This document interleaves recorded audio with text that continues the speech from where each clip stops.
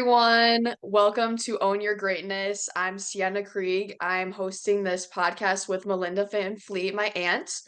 And today we are going to be talking about cliches in books and where exactly do you draw the line between what's popular to readers, what draws their attention, and what gets boring for them very fast. So that's going to be our biggest topic today. Awesome. Hi, everyone. When Sienna told me this topic, I thought it was a great idea because as I've been reading more, I'm definitely noticing a few things. So very cool. Thank you. And so I wanted to kick the podcast off today by talking about a book that I read weeks ago, about 3 weeks ago. It's called Servants of Earth by Sara Hawley.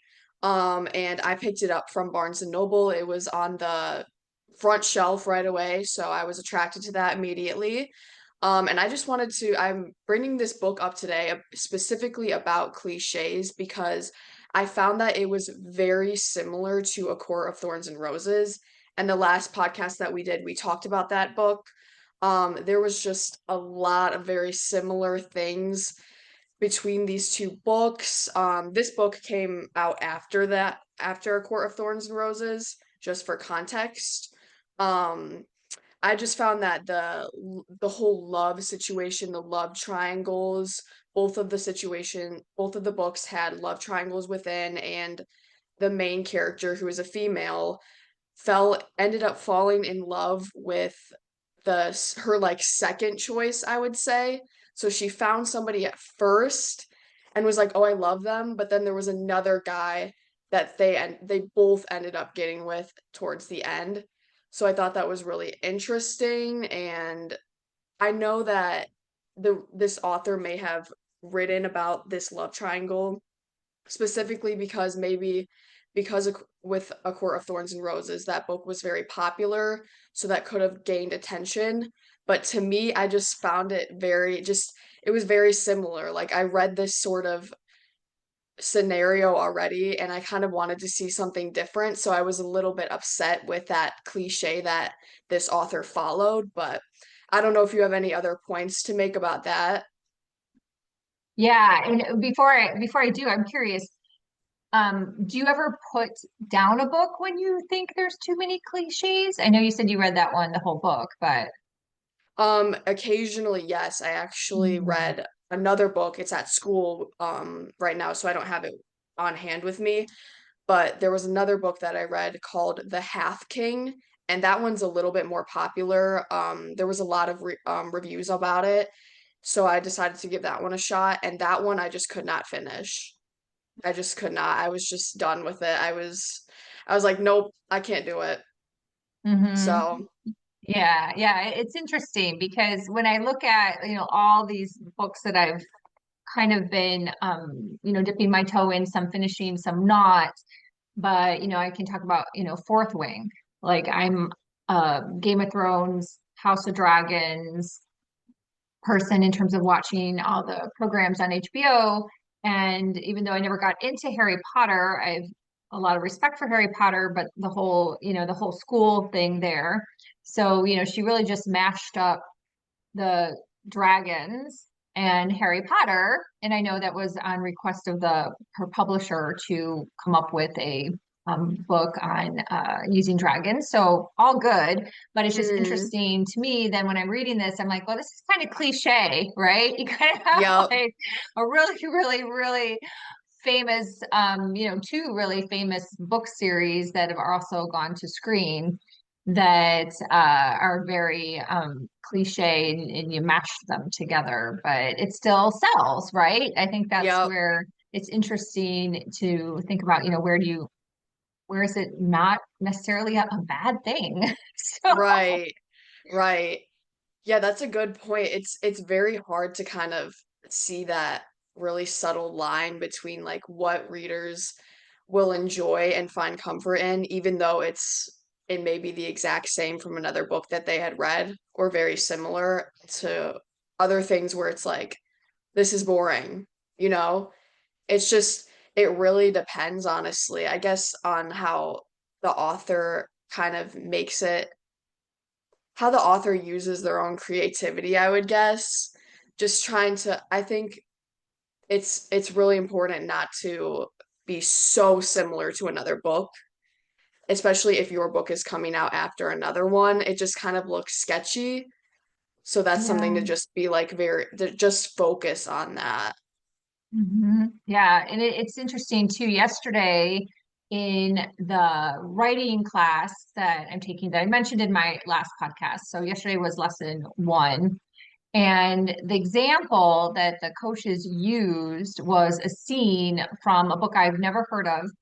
And literally, it was almost the same scene storyline as the scene storyline that starts off The Familiar by Lee Barduga, the book Mm-hmm. that so I've started reading that and I was like, oh, that's so interesting that these two scenes are very similar in terms of the magic, in terms of actually even the item used, like the Yep. whole thought of then using that person for their magic in their business. Like I was like, wow, that is such interesting that one was so closely tied to the other one. And I didn't go down any rabbit hole to see who wrote first or whatever, but it was just very interesting. And you could say that's cliche. They used kind of the same type of, storyline and Yep. just, changed up the character and the setting. So, yeah. Yeah. I had started reading Heaven Breaker by Sara Wolf, and I have to say the book's not necessarily for me. However, I have a lot of respect for this book. She writes first in, I know I'm digressing a little bit, but just to share a smidge of context, she writes it in first person and in third person. Oh. So, yeah, so it's really good as a writer to see someone doing that.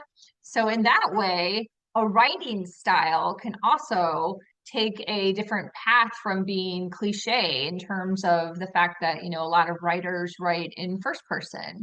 primarily because they may consider third person to be a little more challenging. So I thought that that was really fascinating to even think of like a writing style as being cliche and how can you, change it up and give some different flavor or rhythm to how the actual dialogue and the prose is written. So that Yeah. was very cool. But in general, the book, and I'm going to also preface and say that, I haven't read a lot of more sci-fi fantasy outside of like Dune and some of the other ones that I've mentioned before, like Hugh Howey. So, but she has what she calls steeds, which are robots, are kind of acting like the dragons. So it's very interesting. So I found that as the plot line combined with the plot line of revenge to be a little less cliche than some other things that I've Yeah. read before. So I meant to say read, but yeah, then I've read lately. So I thought that was interesting. But someone out there can disagree and tell me that that hotline's been used many different times, and I wouldn't know, right? See, that's the Yeah. thing. It's like what someone may consider cliche or that they read many times, someone else may think it's new and fresh because they've just never stumbled on that theme before. So Yeah. it's That's interesting to true. think of it like that too. Yeah, absolutely. I think it's definitely subjective for sure. Mhm.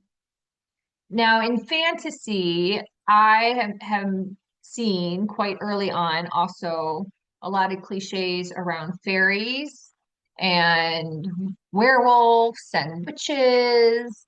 And you've definitely read more than me. So, what do you think about that? Yeah, and I think the fairy thing is super, super popular right now. This book has fairies in it. That's what this book is set around. This isn't a fairy realm. It's a human girl that gets taken into a fairy realm and falls in love with the fairy, as does A Court of Thorns and Roses. So it's been a very I've actually read another book like that as well. It's a young adult one. It's called The Cruel Prince. That is actually a really popular book series. It's also the exact same. So it's just, I mean, it gets reads clearly because people keep continuing to use that, but Yeah.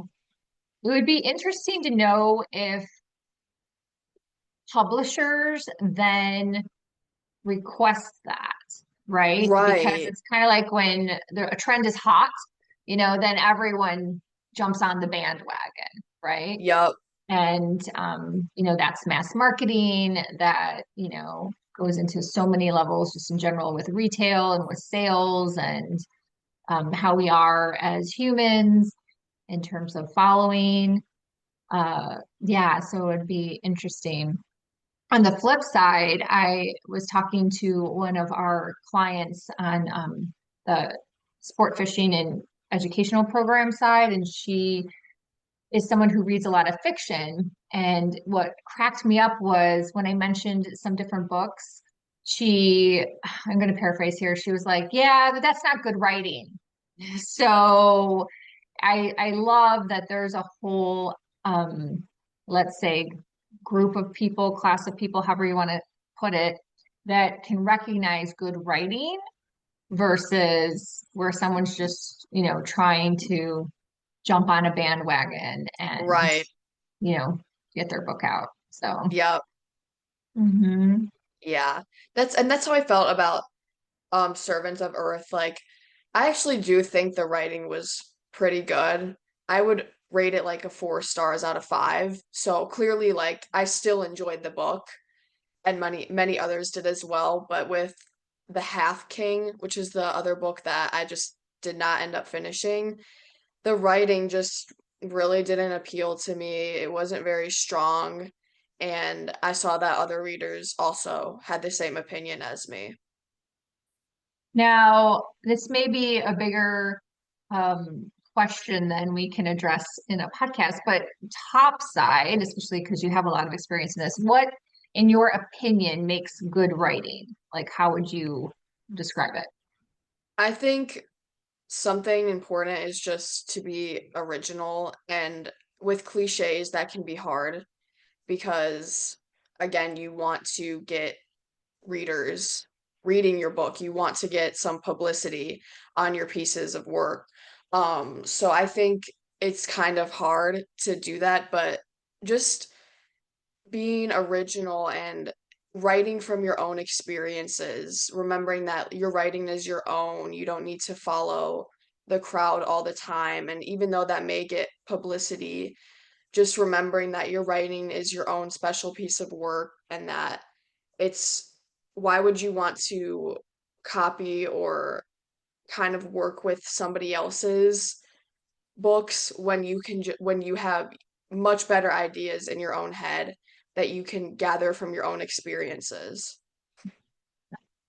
That is a perfect segue because do you feel that if someone isn't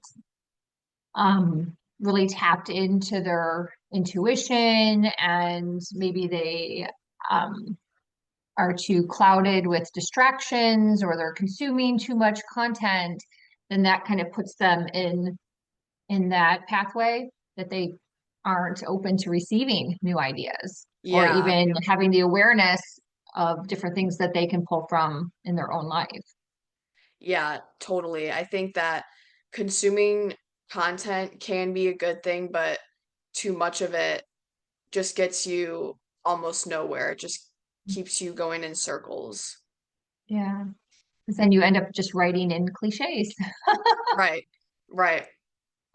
You just need to get it done, get something on the paper. So you just Mhm. throw that into the mix too. And if you have heard that it was popular from some other story, or maybe it's being requested of you, you might miss the boat on it being, as you said, more original, which is what Yeah, makes good writing. Hmm. yeah, absolutely. Yeah. Yeah. So in my last podcast, not the one I did solo, so not with you, Sienna, but I talked about um, just really like using your own judgment as to what you need, and that a lot of advice given out there for writers, especially looking to write a book, a fiction book, is to read, read, read, keep reading, keep reading, keep reading, keep reading. And I just call bunk on some of that, right? Yeah, That not only is it a time commitment, but then also too, if you keep reading all these same stories about, dragons and fairies, you're not allowing other new creativities to come in, right. to, to come into your own inspiration, Yeah, to bring in exactly. some newness. Hmm. Yeah. So I think in everything there's balance, right? Yeah, absolutely. Balance is key. Balance is key. So have some popular tropes, some popular, storylines, themes, character relationships, however you want to put it, that people can relate to. So it's not Hmm. so wackadoodle, but also have it, be some fresh ideas as well. So Yep. yeah. Yeah. So for me, this book did that again, Heaven Breaker by Sara Wolf. It's not necessarily my cup of tea because it is very robot heavy, and very fight scene heavy. Mm, And that's the whole premise of the storyline with the revenge and all that. So I completely respect the story. It's just not my personal cup of tea. But I thought it was very, very well written, and a really good idea, and fresh idea as far as I could see. So when you had told me that you wanted to do cliches as a topic, which I thought was great, I did watch some YouTubes to kind of get my arms around it. yeah. And it talked about, fight scenes as being cliche. So even down to like some of the, details within storylines Yeah. that can It be can be cliche. almost anywhere. Mhm. Yeah. And then it mentioned too when it's just completely unrealistic. Yeah. So, oh yeah, there's a lot to be said for that. When it's Hmm. completely unrealistic that you can't wrap your mind around it. I know it's a good tip to leave gaps. And now that I've heard that tip and I see that and I see that in stories, and that's all good. But when it's just completely like not realistic, then the gaps aren't going to help you. Yep. So yeah. Yeah. And I have a question too. Did you pick the book by its cover? I know you said it was on a table. Yeah, I did. Yeah. It's as we were talking about the first podcast, Mhm. it's very pretty to me. It's a I think it's beautiful very cool. cover. Yeah, it's Hmm. very, very well done. So I thought it was nice. The pages, like the words on the pages are bigger. So I just thought that'd be a faster read anyways. Mhm. So that's what made me Did you, want the book. yeah, is it large? It's not large print though, is it? No, no, no, no, no, Okay, no. okay. Yeah. Because I took out a large print book from the library by mistake, not really realizing. And that was hard to read. I returned it. I was Really? like, wow. And then I realized, then going back into my business hat here, that the library had a whole wall of large print books.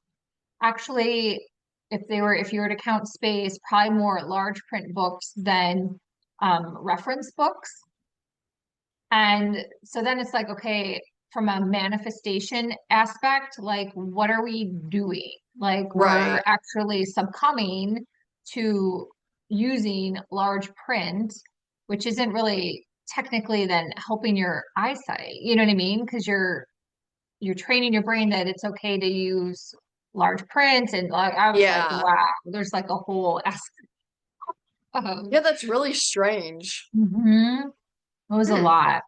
It was a lot because if you really believe that you can, heal yourself and that your thoughts become, things, and most people talk about things like that, but they don't really walk the walk. That's the vast majority of people. Then if you think about how large print books would play into that, it's smart for the publishers. They're going to get Yeah. more bang for their buck in terms of, printing small print and then large print, whether it's, special orders or for libraries or whatever. I'm not really quite sure. But from a business aspect, that's smart. But from Yeah. like a health and wellness aspect, it's kind of interesting to think about, right? Yeah. That's wow, I didn't know that. That's just Hmm.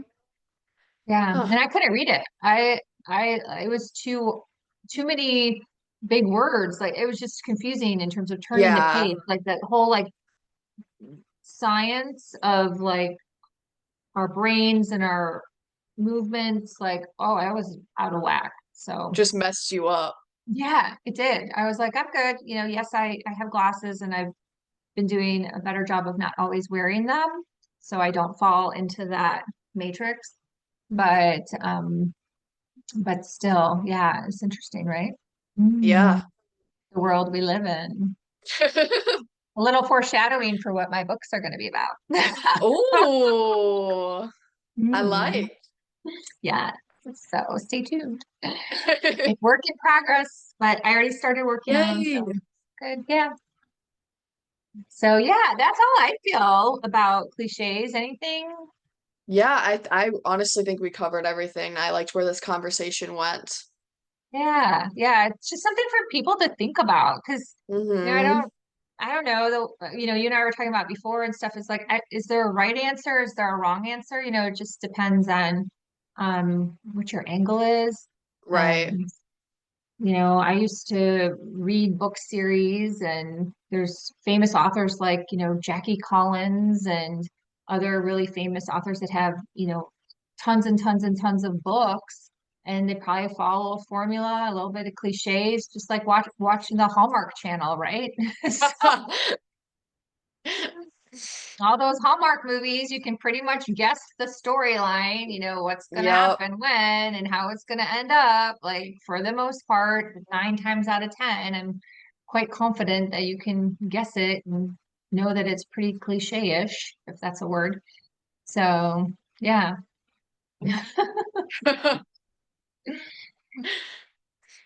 So, But yeah, yeah, I think that was it. I think we covered awesome. everything about that, but thank you everyone for watching. I really appreciate it. Um, yeah, continue to stay tuned for what we're going to post in the future. Check out our past videos as well, where we talked about other famous books like Fourth Wing and A Court of Thorns and Roses, as we mentioned. So yeah, Awesome. Yeah. So thank you, Sienna. I appreciate you doing this podcast with me. It's super fun as always, and keeping yes. me on my toes with my journey. So I love sharing that with everyone else out there. So thanks everyone for watching. Please like and subscribe and leave a comment if you have something that you wish to add to the conversation. Awesome.